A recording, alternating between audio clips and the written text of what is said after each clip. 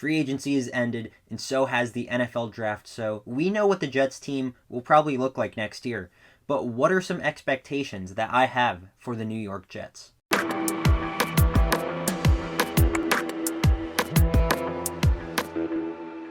After that offseason, a lot of Jets fans are feeling pretty great, so what are my expectations? I think that the Jets, based on a win total, should have at least 8 wins. We should definitely double our performance from last season, and let me kind of unpack why I think 8 wins should be the bare minimum. The first thing I would point to would be free agency, because although we didn't necessarily sign the cream of the crop free agents, we still signed a lot of guys to some sizable contracts. Let's start with the tight end room.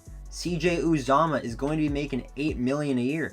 And then next season, same old Tyler Conklin. He'll be making $7 million a year. We're adding 2 pretty solid tight ends. Uzomah is probably more of a red zone target. Tyler Conklin is definitely going to help out in the receiving game too, because we didn't really get that from Ryan Griffin.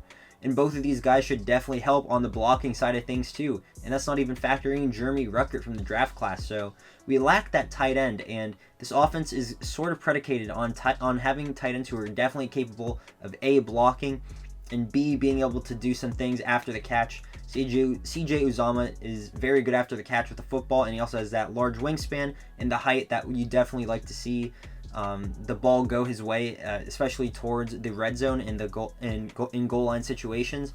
And then Tyler Conklin has some pretty explosive speed for a tight end, and he's on the come up still. He's entering the prime of his career, so this should definitely help out the offense.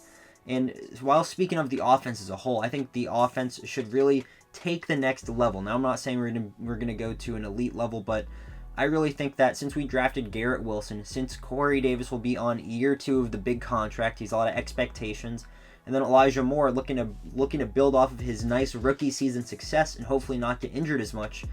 Our offense should really look to aim higher too.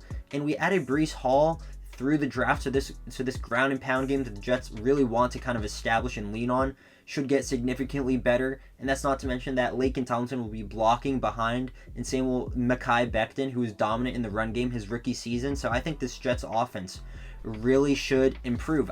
In my opinion, I think it's got to be at least top 16 in the NFL. I really do. And a lot of people are putting the expectations on quarterback Zach Wilson, and while I definitely do expect him to improve, I don't necessarily think he's going to be an MVP, or he has to be an MVP type of player. I don't think that's really a realistic expectation. I think we've kind of gotten too used to these Justin Herberts and Joe Burrows coming out and just really excelling through the timeline. But quarterbacks still have to develop, but it doesn't matter, because even if Zach Wilson is an elite, this offense should still be more than capable. We should have a pretty damn good running game. I mean, our offensive line it's really good when you compare it to the rest of the league. It really is. I think it could do damage in the run game and also protect the quarterback in Zach Wilson. And this is a West Coast type of system. I mean, we're not asking Zach Wilson necessarily to make the hardest throws in the world. We're just asking him to get the ball to the guys. His timing needs to be right. And if that happens, I mean, we have playmakers that can do damage with the ball in their hands. Garrett Wilson, he can make some guys miss with the ball in his hands. Elijah Moore too, kind of a smaller, kind of shiftier guy.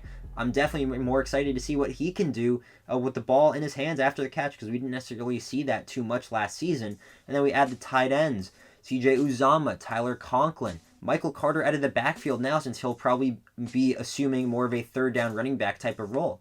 So we have the playmakers that can definitely get by with a top 16 offense. Like, we don't have a top tier echelon wide receiver, but we definitely have a solid group that is definitely above the league average, or at least it should be. So I think the offense is definitely a reason why we should get 8 wins. And building off of that, the defense, 32nd last year in the NFL. Worst, it has to improve. There's no way the defense can stay the same. The only way we go from here is up as a defensive unit. Robert Saleh and Jeff Ulbrich, it'll be year 2 in the system, and they added a lot of guys to this defense. DJ Reed, cornerback, pretty solid free agent acquisition, paying him some money. Jordan Whitehead too from the Tampa Bay Buccaneers to kind of be that safety that we lack and bring that juice to the defense. And then we spent 2 of our first round picks on defensive players. One of them a top 5 pick in Sauce Gardner, and then Jermaine Johnson. And with these first round draft picks, you really expect them to make a day 1 impact and contribute relatively quickly in comparison to a 4th or 5th rounder. So Sauce Gardner is probably the best cornerback from his draft class, arguably with Stingley.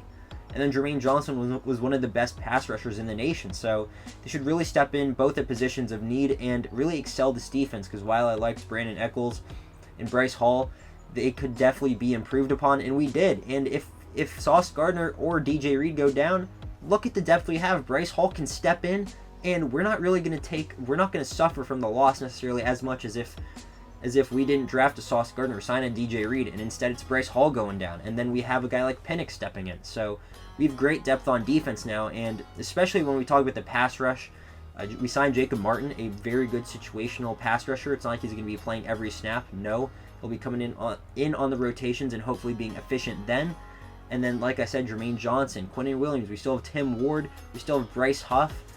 We have Kyle Phillips. We have a lot of depth in this defensive line room. Sheldon Rankins, and then John Franklin Myers is apparently going to be moved inside during these pass rushing situations to where he's ideally supposed to play. So I have a lot of expectations for this Jets defense to improve upon. I mean, Robert Saleh is a defensive-minded head coach. If Jeff Ulbrich can't figure it out, I expect him to voice his input and really take control of the defense too, because at a certain point you have to step in and be like, hey, we have to make these changes.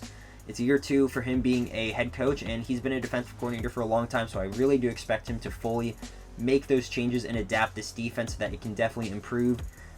I think it has to be at least a top 18 unit. I mean, seriously, we spent some premium capital on investing this defense too, and the younger rookies are developing into their second year. You really expect them to take another step forward, and for a lot of these guys too, some of them didn't necessarily see the field for as long as we would have liked. I mean, you think of Hamza Nasruddin at linebacker.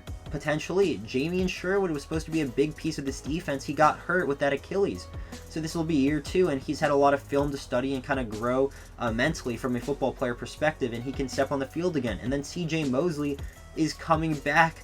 I mean, he just played his first season for the first time in 2 years, so he should be getting even better too. So I expect this Jets team as a whole to really improve, not only because of what we did through the draft, but also free agency and the expectations that come with a year 2 of a whole new resume. Mike LaFleur, you expect him to learn from his growing pains that happened last season. Now there are tight ends that can block, so maybe the running game could be a lot more efficient. And now we have a complimentary guard to AVT in Laken Tomlinson. And then Zach Wilson, year 2, he's a workaholic. He loves studying ball. You expect him to get a lot better. I'm not saying MVP level, but Zach Wilson should definitely step into that talk of being probably a top 16 quarterback. So the Jets, I really think the only way we can go from here is up. And while I think maybe some other expectations could be not to get blown out, I think there should be probably a win mandate. Now, I understand the AFC is loaded with talent, but you still have to compete. It doesn't matter what other teams do. The Jets improved a lot as a team on their own, and I expect the coaching staff and Robert Saleh and co. to really make adjustments to the defense and review all the film from last year, break down what worked, what didn't work, and improve upon with the new player personnel that they got to hopefully address some of those problems from last season. So I think a true expectation for the New York Jets is to double their win total and have 8 wins on the whole year. Not necessarily tied to one player in Zach Wilson or necessarily Robert Saleh himself only. No, it lies on Jeff Ulbrich and Mike LaFleur too. It relies on Joe Douglas to make some waiver wire pickups too. You never know, because injuries will happen. So let me know what you guys think about this. I'd love to hear all and anything. And yeah, appreciate it. And hopefully this video ages pretty well. I'm hoping we do get those 8 wins. I'll definitely check this video back again after the 2022 season is concluded. And yeah, thank you all for watching, and I'll see you all in the next one. Peace.